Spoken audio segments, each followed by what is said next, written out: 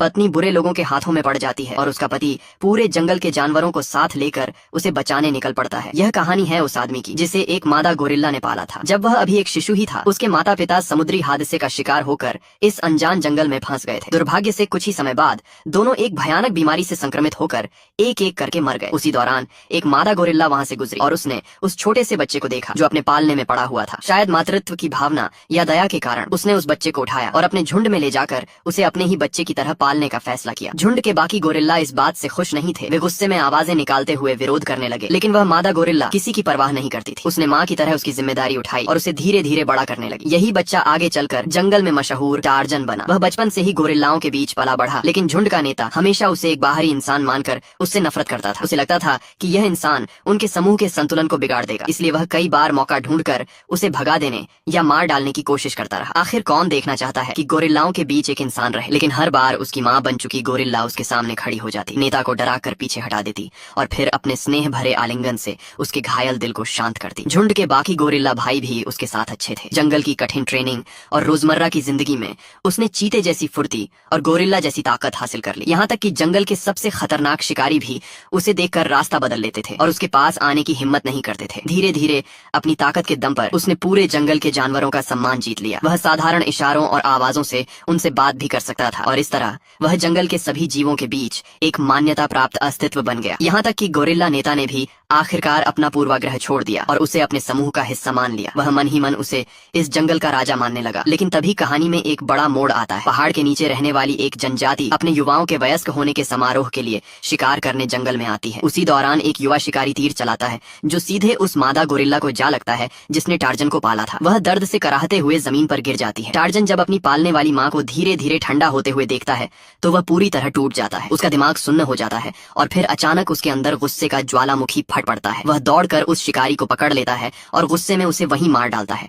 लेकिन उसे यह नहीं पता था कि वह शिकारी उस जनजाति के मुखिया का सबसे प्यारा बेटा था। अपने बेटे की मौत से गुस्से में पागल मुखिया कसम खाता है कि वह किसी भी कीमत पर बदला लेकर रहेगा। इधर टार्जन अपनी माँ को खोने के दुख में टूट चुका था और वह बिना कुछ कहे अपने झुंड को छोड़कर जंगल के गहरे हिस्सों में अकेला भटकने लगता है। अब उसके दिल में इंसानों के लिए सिर्फ नफरत बची थी। वह जैसे ही किसी इंसान को देखता पेड़ों के पीछे छिप जाता और उन्हें शक भरी नजरों से देखता। लेकिन तभी उसकी जिंदगी में एक नई इंसान आती है, जेन, जो पास के गाँव में पढ़ाने आई एक स्वयं सेविका थी। वह बाकी इंसानों से बिल्कुल अलग थी। 15 साल तक सिर्फ जानवरों के बीच रहने वाले टार्जन के लिए यह एक नया अनुभव था। जेन की खुशबू, उसकी उपस्थिति, सब कुछ टार्जन को अजीब लेकिन आकर्षक लगता था। वह उसके करीब जाता है, उसकी खुशबू को महसूस करता है जो गोरिल्लाओं के पसीने की गंध से बिल्कुल अलग थी। वह इतना मोहित हो जाता है कि उसे बार बार सूंघने लगता है, जैसे उस खुशबू को अपने अंदर समा लेना चाहता हो। जेन इस अजीब हरकत से घबरा जाती है और उसे बर्दाश्त नहीं कर पाती। हैरानी की बात यह थी कि जंगल का सबसे ताकतवर इंसान टार्जन खुद डर कर भाग जाता है, लेकिन जेन उसके पीछे पीछे चल पड़ती है और अनजाने में गोरिल्लाओं के इलाके में पहुंच जाती है। तभी एक बड़ा गोरिल्ला उस पर हमला करने वाला होता है, लेकिन अचानक टार्जन वहां आ जाता है और उसे बचा लेता है। वह जेन को अपने नीचे छिपाकर उसकी रक्षा करता है और खुद अपने शरीर से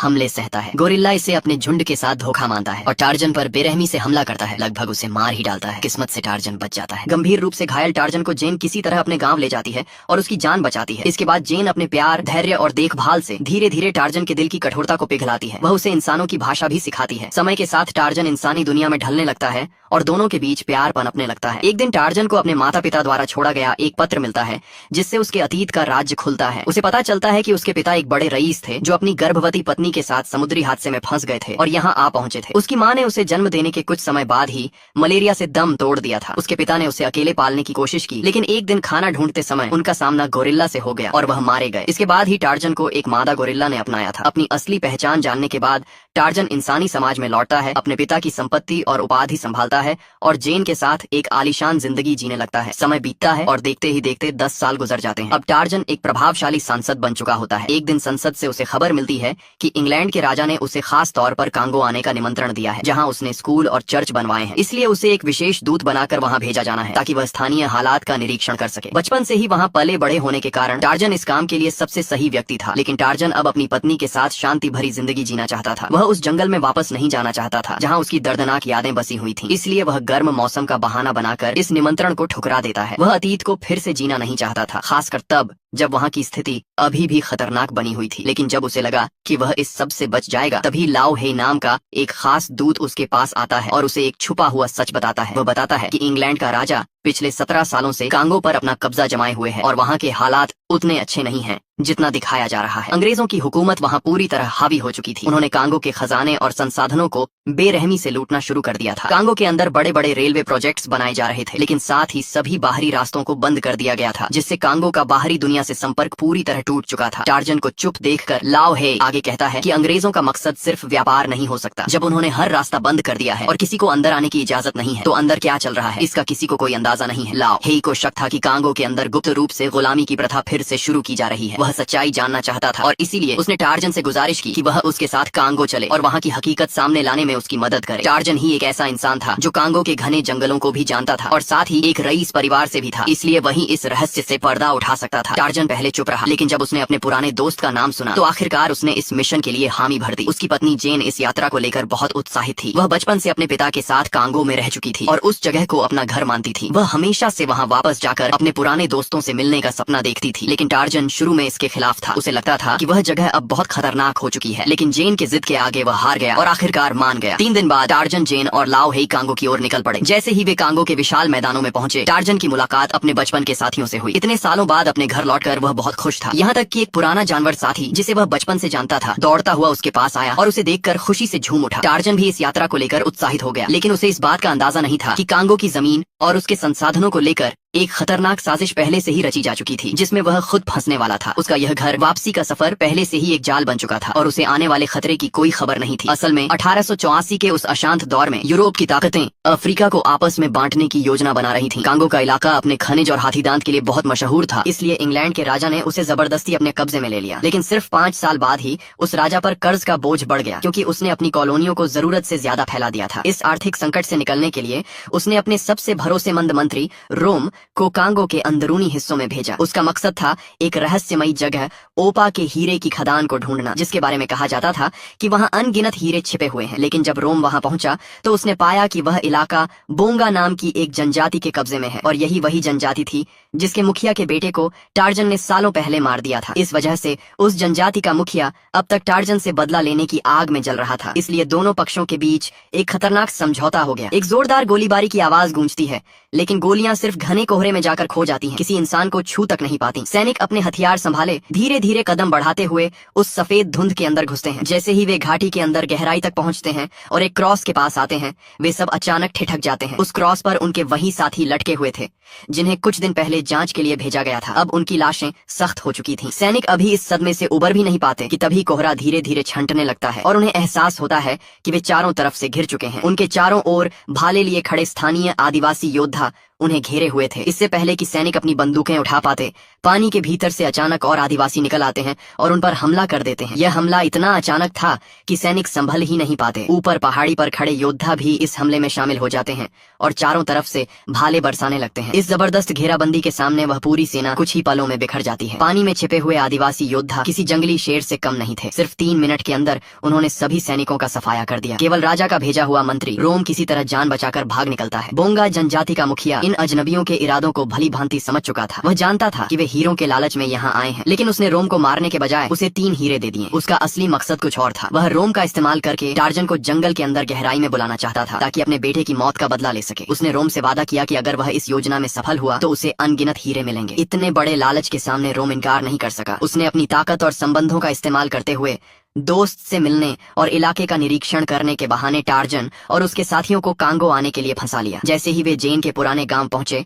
वहां के लोगों ने उनका गर्मजोशी से स्वागत किया। पूरा गांव आग के चारों ओर इकट्ठा होकर बैठा, गाने गाए गए और सबने मिलकर पुराने दिनों को याद करते हुए खुशी से जश्न मनाया। इसी दौरान टार्जन ने गांव के मुखिया से बात की और जाना कि राजा ने वहां सच में क्रूर गुलामी की प्रथा लागू कर दी है। कई लोगों को जबरदस्ती पकड़ कर ले जाया गया था, लेकिन उसी रात रोम अपने सैनिकों के साथ चुपके से गांव में घुस आता है। उनकी ताकत और हथियारों के सामने गांव वाले ज्यादा देर टिक नहीं पाते और जल्दी ही काबू में कर लिए जाते हैं। रोम उन्हें धमकाकर टार्जन का पता पूछता है, लेकिन गांव का मुखिया बेहद साहसी इंसान था। वह मरना पसंद करता है, लेकिन टार्जन के बारे में एक शब्द भी नहीं बताता। उधर टार्जन अपनी तेज इंद्रियों और फुर्ती के कारण सैनिकों से बच निकलता है। फिर अचानक वह भूत की तरह हमला करता है, लेकिन जैसे ही वह रोम के करीब पहुंचकर मुखिया को बचाने वाला होता है, पहले से घात लगाए बैठे सैनिक उसे रस्सियों से जकड़ लेते हैं और उसी वक्त रोम निर्दयता से गांव के मुखिया को मार डालता है। टार्जन के पास जबरदस्त ताकत थी, लेकिन दुश्मनों की संख्या बहुत ज्यादा थी, इसलिए उसे पकड़ लिया जाता है। रोम की योजना थी कि टार्जन की पत्नी जेन और गांव के कई मजबूत पुरुषों को जहाज पर ले जाकर गुलाम बना दिया जाए। वहीं टार्जन को बांधकर बोंगा जनजाति के मुखिया के पास ले जाया जाना था, ताकि उसके बदले में हीरे हासिल किए जा सकें। लेकिन रोम एक बात भूल गया। टार्जन के साथ आया लाओ हेई। वह आदिवासी योद्धाओं के साथ पीछे पीछे आता है और अचानक हमला कर देता है। हालात पलट जाते हैं। रोम घबरा जाता है और अपने आदमियों के साथ भाग निकलता है। इस अफरा तफरी में टार्जन आजाद हो जाता है। हालांकि लाओ हे और आदिवासी सिर्फ टार्जन को ही बचा पाते हैं, बाकी लोगों को नहीं। रोम जेन और कुछ आदिवासियों को लेकर जहाज पर भाग जाता है। उसे पूरा भरोसा था कि जब तक जेन उसके पास है, टार्जन खुद उसे बचाने आएगा। इस भीषण लड़ाई के बाद गांव पूरी तरह तबाह हो चुका था। टार्जन जब मुखिया की लाश को देखता है तो उसके दिल में गहरा पछतावा होता है। उसे पता था कि यह सब उसी की वजह से हुआ है। वह समझ जाता है कि दुश्मनों का मकसद क्या है। वे लोग स्टील नदी के रास्ते बोंगा जनजाति की ओर जा रहे होंगे। टार्जन बाकी बचे आदिवासियों को इकट्ठा करता है और योजना बनाता है कि रोम के वहां पहुंचने से पहले ही वे जेन और बाकी कैदियों को बचा लेंगे। असल में यह सब रोम की चाल थी, ताकि टार्जन को फंसाकर बोंगा मुखिया के साथ सौदा किया जा सके। टार्जन अपने साथियों के साथ जंगल में तेजी से आगे बढ़ता है। लाओ हेई भी साथ जाने की जिद करता है, लेकिन उसकी चाल धीमी होने के कारण वह टीम के लिए बोझ बन जाता है। तभी उनके रास्ते में एक खड़ी चट्टान आ जाती है। टार्जन बिना एक पल सोचे सीधे नीचे कूद जाता है और घने जंगल में गायब हो जाता है। उसके लिए यह कोई बड़ी बात नहीं थी, लेकिन लाओ हेई ये देखकर डर से कांप उठता है। फिर भी वह हिम्मत जुटाकर कूद जाता है। नीचे एक विशाल पेड़ था, जिसकी मोटी शाखाओं पर वे लोग तेजी से आगे बढ़ते हैं। उनकी गति हैरान कर देने वाली थी, जबकि लाओ हेई पीछे छूटता जा रहा था। उसी समय नीचे से एक ट्रेन गुजर रही थी। अब उनके पास दो रास्ते थे, या तो खतरनाक जंगल से पैदल जाएं या ट्रेन का इस्तेमाल करें। बिना देर किए वे ट्रेन पकड़ने का फैसला करते हैं। टार्जन बेलों को पकड़कर झूलता है और लाओ हेई को अपनी पीठ पर बिठा लेता है, ताकि वह सुरक्षित रहे। फिर वह झूले की तरह छलांग लगाकर तेज रफ्तार ट्रेन की छत पर उतर जाता है। ट्रेन के पहरेदार कुछ समझ पाते उससे पहले ही उन्हें एक एक करके नीचे गिरा दिया जाता है। उन्हें यकीन ही नहीं होता कि ये जंगली लोग इस तरह हवा से हमला कर सकते हैं। ट्रेन के आखिरी डिब्बे में बिना छत वाला हिस्सा था, जिसमें अलग अलग गांवों से पकड़े गए गुलाम भरे हुए थे। यह दृश्य देखकर टार्जन का खून खौल उठता है। वह तुरंत सैनिकों के डिब्बे में घुस जाता है और बिना कुछ सोचे हमला कर देता है। तंग जगह में सैनिक अपनी बंदूकें ठीक से इस्तेमाल नहीं कर पाते और टार्जन के सामने वे बिल्कुल बेबस हो जाते हैं। वह उन्हें ऐसे मारता है जैसे कोई चूजों को पकड़ रहा हो। टार्जन ने सिर्फ अपने हाथ पैरों के दम पर उन सैनिकों को पूरी तरह काबू में कर लिया, उन्हें पल भर में ढेर कर दिया। इसके बाद लाओ हेई ने सख्ती से पूछताछ शुरू की तो पुल के इंजीनियर ने डर के मारे सब कुछ उगल दिया। तभी उन्हें पता चला कि रोम इससे भी बड़ा और खतरनाक प्लान बना रहा है। असल में रोम कांगो तक पहुंचने के लिए एक बड़ा पुल बनवा रहा था और काम जल्दी खत्म करने के लिए उसने 900 से ज्यादा स्थानीय लोगों को पकड़कर गुलाम बना लिया था। उसकी योजना साफ थी, अगर वह टार्जन को बोंगा जनजाति के हवाले कर देता तो उसे बदले में ढेर सारे हीरे मिलते। उन हीरों को बाहर भेजकर वह 20,000 किराए के सैनिकों की फौज तैयार करना चाहता था। उसके बाद वह इन सैनिकों के साथ कांगो पर कब्जा कर लेता और वहां के सभी आदिवासियों को गुलाम बनाकर उनसे खनिज संपदा निकलवाता। इस तरह वह और भी ताकत और सेना इकट्ठा करके पूरे देश पर राज्य करना चाहता था। यही उसका सबसे बड़ा और खतरनाक सपना था। ये सब सुनने के बाद टार्जन समझ गया कि किसी भी हालत में रोम को सफल नहीं होने देना है। जैसे ही ट्रेन रुकी, उसने आजाद किए गए गुलामों से कहा कि वे आसपास जाकर बाकी कैद लोगों को ढूंढें और उन्हें बचाएं। वहीं वह खुद रोम का पीछा करने निकल पड़ा। जल्दी पहुंचने के लिए उसे जंगल के बीच से होकर जाना था, जिससे काफी समय बच सकता था, लेकिन उसे पता था कि आगे का इलाका गोरिल्लाओं का है और वहाँ किसी और को साथ ले जाना बहुत खतरनाक होगा। दूसरी तरफ लाओ हेई के पास पहले ही रोम और राजा के गुलामी के सबूत आ चुके थे, इसलिए वह चाहता तो वापस जा सकता था, लेकिन अब वह टार्जन को अपना दोस्त मान चुका था, इसलिए उसने साथ जाने की ठान ली। जैसे ही दोनों घने जंगल में पहुंचे, गोरिल्लाओं के झुंड ने उन्हें घेर लिया। टार्जन जिस स्थिति से सबसे ज्यादा बचना चाहता था, आखिरकार वही उसके सामने आ खड़ी हुई। लाओ हेई बंदूक उठाने ही वाला था, लेकिन टार्जन ने उसे रोक दिया। वह जानता था कि अगर अभी गोली चलाई गई तो शायद एक गोरिल्ला मर जाएगा, लेकिन बाकी सब मिलकर उन्हें टुकड़े टुकड़े कर देंगे। लाओ हेई ने घबराकर पूछा कि अब क्या करें। टार्जन ने शांत रहते हुए कहा कि बस उन्हें थोड़ी मार सहनी पड़ेगी, तभी बात बन सकती है, क्योंकि जब उसकी पालने वाली माँ की मौत हुई थी, उसके बाद टार्जन अचानक गायब हो गया था और इंसानी दुनिया में चला गया था। गोरिल्लाओं की नजर में बिना किसी विदाई के यूं चले जाना एक तरह का धोखा था, इसलिए अब जब वे उसे फिर से देख रहे थे तो उनके लिए उसे यूं ही जाने देना आसान नहीं था। गोरिल्ला भाई अब उसे इतनी आसानी से इस इलाके से गुजरने नहीं देने वाले थे। टार्जन अपनी शर्ट उतार देता है और हैरानी की बात यह कि वह एक विशाल और ताकतवर गोरिल्ला को सीधी चुनौती दे देता है। वह गहरी सांस लेकर खुद को तैयार करता है। उधर गोरिल्ला भी अपनी छाती पीटते हुए लड़ाई के लिए तैयार हो जाता है। इंसान और जानवर के बीच एक भयंकर मुकाबला शुरू होने वाला था और टार्जन सबसे पहले गोरिल्ला की ओर झपट पड़ता है। गोरिल्ला की नजर में टार्जन एक गद्दार था जिसने अपने झुंड को छोड़ दिया था, इसलिए वह बिल्कुल भी रहम करने वाला नहीं था। वह जोरदार गर्जना करते हुए टार्जन पर टूट पड़ता है। उसकी एक मुक्के की ताकत लगभग 2 टन के बराबर थी और उसकी भुजाएं करीब 2.8 मीटर तक फैली हुई थी। कद, ताकत, वजन और जंगल में फुर्ती, हर मामले में वह टार्जन से कहीं आगे था। अगर यह मुकाबला पहले होता तो शायद टार्जन थोड़ी टक्कर दे पाता, लेकिन इतने साल शहर में रहने के बाद उसकी पुरानी ताकत और फुर्ती कम हो चुकी थी। जल्दी ही यह लड़ाई एक तरफा हो जाती है। गोरिल्ला अपने भारी भरकम मुक्कों से टार्जन पर लगातार वार करता है। हर वार हथौड़े जैसा भारी पड़ता है। टार्जन पूरी ताकत से उन्हें सहता है, लेकिन उसके चेहरे पर दर्द साफ दिखाई देता है। गोरिल्ला उसे मारने के बाद पलटकर अपने साथियों के सामने अपनी ताकत दिखाता है, लेकिन तभी टार्जन फिर से लड़खड़ाते हुए खड़ा हो जाता है। टार्जन खुद भी मजबूत और लंबा चौड़ा आदमी था, लेकिन गोरिल्ला के सामने वह कमजोर लग रहा था। आखिरकार गोरिल्ला उसे जमीन पर पटककर बुरी तरह पीटता है और टार्जन के पास जवाब देने का कोई मौका नहीं रहता। फिर भी गोरिल्ला उसे जान से नहीं मारता, बल्कि हल्का सा काट कर छोड़ देता है, जैसे उसे सबक सिखा रहा हो। आखिर वे कभी भाई जैसे थे। टार्जन को सबक सिखाने के बाद गोरिल्ला की नजर लाओ हे पर पड़ती है, जो बंदूक लिए खड़ा था। वह डर के मारे पीछे हटने लगता है। गोरिल्ला के डर से लाओ हे घुटनों के बल बैठ जाता है और कांपते हुए उससे रहम की भीख मांगता है। जैसे ही वह अपनी विनती करता है, गोरिल्ला जोरदार दहाड़ लगाता है, जिससे लाओ हे डर के मारे जमीन पर गिर पड़ता है। गोरिल्ला संतुष्ट होकर खड़ा होता है और लाओ हे तुरंत उसकी खुशामद करने लगता है। तब जाकर उसकी जान बचती है। इसके बाद गोरिल्ला टार्जन की ओर देखता है, जैसे उसे पहचान रहा हो, और फिर शांत होकर वहां से चला जाता है। अब लाओ हे हिम्मत जुटाकर उठता है और टार्जन के पास जाकर उसकी मदद करता है। वह उसकी उतरी हुई भुजा को वापस सही जगह पर बैठाता है, लेकिन उसके शरीर पर गहरे जख्म थे जिन्हें सिलने के लिए उनके पास कुछ भी नहीं था। लेकिन टार्जन के लिए यह कोई बड़ी बात नहीं थी। वह जंगल में पाला बढ़ा था, इसलिए उसने कुछ चींटियां उठाई और उनके सिर को अपने घाव के किनारों पर लगाया। जैसे ही चींटियों ने अपने जबड़ों से घाव की त्वचा को पकड़ लिया, उसने उनके शरीर का बाकी हिस्सा तोड़ दिया। इस तरह चींटियों के जरिए घाव को सिलना जंगल में जीने का एक खास तरीका था। दोनों ने कुछ चींटियां खाकर अपनी ताकत भी बढ़ाई और उनका स्वाद, हैरानी की बात यह था कि थोड़ा बहुत मांस जैसा लगता था। घाव का इलाज खत्म होते ही वहाँ से हाथियों का एक झुंड गुजरता है। ये सभी टार्जन के पुराने दोस्त थे। टार्जन जंगल के हर जीव की भावनाओं को महसूस कर सकता था। वह बस हाथी के सिर को हल्के से छूता है और उनके मन की बात समझ जाता है। ये देखकर लाओ हे भी पास खड़े एक छोटे हाथी को देखकर उत्साहित हो जाता है और खुद भी ऐसा करने की सोचता है। अगले दिन सुबह जब रोम का जहाज दरियाई घोड़ों वाले इलाके में पहुंचता है, तो टार्जन की पत्नी जेन चुप बैठने वाली नहीं थी। वह आदिवासी भाषा में कैद लोगों के साथ मिलकर भागने की योजना बनाती है। एक सैनिक यह देखकर गुस्से में आ जाता है और सजा के तौर पर पिंजरे को पानी में फेंक देता है, लेकिन उसे अंदाजा नहीं था कि जेन अचानक पलटवार करेगी। वह खुद को आजाद कर लेती है और तुरंत पानी में कूद जाती है। जेन बचपन से नदी के किनारे पली बढ़ी थी, इसलिए वह पानी में बहुत माहिर थी। सैनिक घबरा जाते हैं और जल्दी जल्दी पिंजरे को ऊपर खींचते हैं, लेकिन तब तक उसमें बंद लोग गायब हो चुके होते हैं। उस खतरनाक इलाके में जहाँ दरियाई घोड़े भरे हुए थे, कोई भी पानी में उतरने की हिम्मत नहीं करता। खुशकिस्मती से पानी में बड़े पेड़ों ने दरियाई घोड़ों के हमले से उन्हें बचा लिया और वे किसी तरह जान बचाकर जंगल की ओर भाग निकलते हैं। हालांकि वे रोम के चंगुल से निकल चुके थे, लेकिन जेन जानती थी कि रोम का असली निशाना वही है। इसलिए वह अपने साथियों से कहती है कि वे दूसरी दिशा में जाकर मदद लाएं और खुद वहीं रुककर दुश्मनों का ध्यान अपनी ओर खींचे। लेकिन ज्यादा दूर जाने से पहले ही वह गलती से गोरिल्लाओं के इलाके में पहुंच जाती है। गोरिल्ला उसे घुसपैठिया समझकर जोर जोर से दहाड़ने लगते हैं, लेकिन जेन, जो टार्जन के साथ इतने सालों से रह रही थी, जंगल के नियम समझ चुकी थी। यहाँ ताकतवर का राज होता है और कमजोर को झुकना पड़ता है। वह तुरंत घुटनों के बल बैठ जाती है और सिर झुकाकर गोरिल्लाओं के सामने अपनी विनम्रता दिखाती है। तभी रोम अपने सैनिकों के साथ वहाँ पहुंच जाता है। वह अपने आदमियों को इशारा करता है कि कोई जल्दबाजी न करे और खुद धीरे धीरे आगे बढ़ता है। वह भी जेन की तरह गोरिल्लाओं के सामने झुकने की कोशिश करता है। जेन मजबूरी में उसके साथ जाने के लिए तैयार हो जाती है, लेकिन शर्त रखती है कि गोरिल्लाओं को कोई नुकसान नहीं पहुंचाया जाएगा। लेकिन किस्मत को कुछ और ही मंजूर था। अचानक एक सैनिक की बंदूक से गलती से गोली चल जाती है और एक गोरिल्ला वहीं ढेर हो जाता है। दूर कई किलोमीटर दूर खड़े टार्जन को जैसे ही यह आवाज सुनाई देती है, वह तुरंत समझ जाता है कि कुछ गलत हो गया है। बिना एक पल गंवाए वह चट्टान से कूदता है, बेलों को पकड़कर हवा की तरह जंगल की ओर दौड़ पड़ता है। उधर जेन की स्थिति अचानक बिगड़ जाती है। गोलियों की आवाज गोरिल्लाओं के लिए मौत का संदेश बन जाती है। इंसानों की बेरहम गोलियों के सामने वे ज्यादा देर टिक नहीं पाते और एक एक करके गिरने लगते हैं। उनकी चीखें पूरे जंगल में गूंज उठती हैं। टार्जन पागलों की तरह दौड़ता हुआ वहां पहुंचने की कोशिश करता है। उसके दिल में बेचैनी और गुस्सा उफान पर होता है। तभी उसका गोरिल्ला भाई सबसे पहले वहां पहुंचता है और बिना सोचे समझे गोलियों के सामने कूद पड़ता है। लेकिन जैसे ही वह खतरे में पड़ता है, टार्जन समय पर पहुंचकर उसे बचा लेता है। इस पल दोनों पुराने दोस्त जो कभी साथ बड़े हुए थे, फिर से एक हो जाते हैं और कंधे से कंधा मिलाकर खड़े हो जाते हैं। बाकी बचे सैनिक घबराकर भागने लगते हैं, लेकिन तब तक जेन को दुश्मन फिर से पकड़कर ले जा चुके होते हैं। अपनी पत्नी को जल्दी से जल्दी बचाने के लिए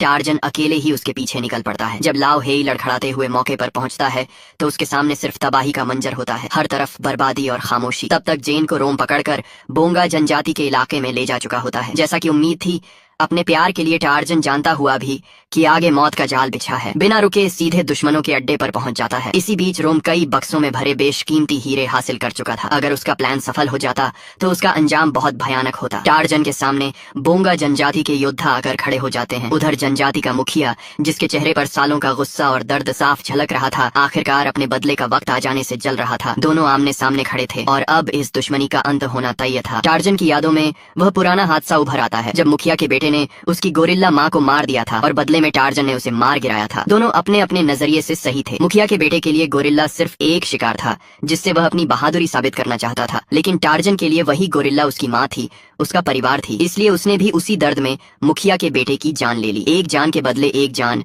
उसके हिसाब से हिसाब बराबर हो चुका था। अब टार्जन मुखिया को समझाने की कोशिश करता है कि असली दुश्मन वह नहीं बल्कि रोम है, जो हीरों के लालच में इस जमीन और यहाँ के लोगों को गुलाम बनाना चाहता है। वह बताता है कि ये हीरे ही इस धरती को समृद्ध भी बनाते हैं और इसी वजह से बाहर के लालची लोग यहाँ आते हैं। लेकिन मुखिया अब बदले की आग में इतना अंधा हो चुका था कि वह कुछ भी सुनने को तैयार नहीं था। दोनों के बीच खामोशी में भी दर्द और मजबूरी साफ नजर आ रही थी। तभी अचानक टार्जन के गोरिल्ला साथी अपने झुंड के साथ वहां पहुंच जाते हैं। उनके आने से हालात बदल जाते हैं। वे जोरदार दहाड़ लगाकर सबको रोक देते हैं और यह टकराव थम जाता है। उसी समय लाओ हे भी आगे बढ़कर मुखिया को समझाता है कि यह लड़ाई खत्म कर दे, क्योंकि रोम जैसा लालची इंसान अगर जीत गया तो वह सबका विनाश कर देगा। आखिरकार अपने घर और लोगों को बचाने के लिए दोनों पक्ष अपने पुराने झगड़े को खत्म कर देते हैं और साथ आ जाते हैं। दूसरी तरफ रोम जेन और हीरो के साथ जहाज पर चढ़कर भाग रहा था। उसे पूरा यकीन था कि अब वह अपनी सेना बना लेगा, लेकिन जेन जहाज के डेक पर खड़ी दूर जंगल की ओर देख रही थी और उसके चेहरे पर हल्की मुस्कान थी, जैसे उसे भरोसा हो कि टार्जन जरूर आएगा। कुछ ही समय बाद टार्जन बंदरगाह पर पहुंचता है जहां रोम का बेस था। वहां हजारों हथियारबंद सैनिक तैनात थे और समुद्र में कई बड़े जहाज खड़े थे। जैसे ही हीरे पहुंचते उन जहाजों से 20,000 सैनिक उतरकर रोम के आदेश पर हमला करने वाले थे। टार्जन समझ गया कि सीधे हमला करना आत्महत्या जैसा होगा, लेकिन उसके पास एक खास ताकत थी। वह जंगल के जानवरों को बुला सकता था। अचानक हजारों जंगली जानवरों का झुंड रोम के कैंप की ओर दौड़ पड़ता है। जमीन कांपने लगती है और वह दृश्य बेहद डरावना और शक्तिशाली होता है। जानवरों का यह सैलाब सब कुछ तोड़ता फोड़ता आगे बढ़ता है। तंबू, इमारतें सब बर्बाद हो जाते हैं। इसी बीच आदिवासी योद्धा भी वहां पहुंच जाते हैं और मिलकर हमला कर देते हैं। रोम घबराकर जेन को पकड़कर भागने लगता है। टार्जन एक जंगली बैल पर सवार होकर उसका पीछा करता है, लेकिन रोम अपनी चालाकी दिखाता है। वह जेन को चारा बनाकर लटका देता है ताकि जानवर उसे कुचल दे। तभी सही समय पर टार्जन पहुंचता है। वह गोली लगने के बावजूद खुद को संभालता है, रस्सी पकड़कर छलांग लगाता है और 2 सैनिकों को मार गिराता है और आखिरकार जेन को बचा लेता है। लेकिन रोम मौका देखकर जहाज लेकर भाग जाता है। टार्जन उसे छोड़ने वाला नहीं था। वह तुरंत उसके पीछे पानी में कूद जाता है और तैरते हुए उसका पीछा करता है। रोम सोचता है कि अब टार्जन मर जाएगा और वह आराम से जहाज के अंदर चला जाता है। उधर किनारे पर लाओ हेई को एक ताकतवर हथियार मिल जाता है और वह दुश्मनों पर ताबड़तोड़ गोलियां चलाने लगता है। उसकी गोलियों से जहाज छलनी हो जाता है और धीरे धीरे डूबने लगता है। तभी टार्जन मगरमच्छों के झुंड के साथ वहां पहुंच जाता है, लेकिन जैसे ही वह जहाज पर चढ़ता है रोम उस पर हमला कर देता है और उसके गले में जंजीर कस देता है। इसी दौरान मगरमच्छ पानी में इकट्ठा होने लगते हैं। रोम को लगता है यह सब संयोग है, लेकिन असल में टार्जन ने ही उन्हें बुलाया था। वह अपने साथियों को बुलाकर सौदा पूरा करने की कोशिश करता है, लेकिन अब बहुत देर हो चुकी थी। अचानक टार्जन पूरी ताकत लगाकर जंजीर तोड़ देता है और जोरदार किक मारकर रोम को पानी में गिरा देता है। नीचे इंतजार कर रहे मगरमच्छ तुरंत उसे घेर लेते हैं और उसका अंत कर देते हैं। उसी समय जहाज का इंजन जोरदार धमाके के साथ फट जाता है और सारे हीरे समुद्र में डूब जाते हैं। लेकिन टार्जन अपनी फुर्ती से विस्फोट से बच निकलता है और जेन के पास सुरक्षित लौट आता है। मौत के मुंह से लौटकर टार्जन जेन को पीछे से कसकर गले लगा लेता है। इस पूरी लड़ाई में उसने इंसानों और जानवरों को एक साथ लाकर न सिर्फ अपने प्यार को बचाया बल्कि पूरे जंगल और उसके लोगों को भी विनाश से बचा लिया, और सबसे बढ़कर उसने इस पूरी धरती की शांति को भी बचा लिया। सच में उसकी ताकत और लड़ने का तरीका किसी कमाल से कम नहीं था। दूसरी तरफ रोम की हार के बाद वे 20,000 सैनिक भी घबराकर जल्दी जल्दी वहां से भाग गए। इस सब के बाद टार्जन ने शहर वापस जाने का फैसला नहीं किया। उसने अपनी पत्नी जेन के साथ उसी पुराने जनजातीय गांव में लौटने का निर्णय लिया जहां से उसकी असली कहानी शुरू हुई थी। वहीं उन्होंने अपना घर बसाया, बच्चे पैदा किए और एक सादा लेकिन खुशहाल जीवन जीने लगे। उनके लिए चमक दमक वाली ऊंची समाज की जिंदगी अब कोई मायने नहीं रखती थी। असली सुकून उन्हें उसी जंगल में मिलता था जहाँ आजादी थी, अपनापन था और एक सच्ची जिंदगी थी। आखिर में टार्जन और जेन अपने बच्चों के साथ उसी जंगल में एक नई जिंदगी शुरू करते हैं जहाँ हर सुबह पक्षियों की आवाज से होती है और हर रात सुकून से भरी होती है। अब न कोई डर, न कोई लालच, बस अपने लोगों के साथ एक सच्चा और आजाद जीवन। और शायद यही इस कहानी का सबसे बड़ा सबक भी है। असली ताकत सिर्फ लड़ने में नहीं बल्कि सही चीज की रक्षा करने में होती है। अगर आपको ये कहानी पसंद आई हो तो वीडियो को लाइक जरूर करें और ऐसे ही जबरदस्त मूवी एक्सप्लेन के लिए चैनल को सब्सक्राइब करना मत भूलना, क्योंकि यहाँ आपको मिलती हैं ऐसी ही रोमांच से भरी कहानियाँ।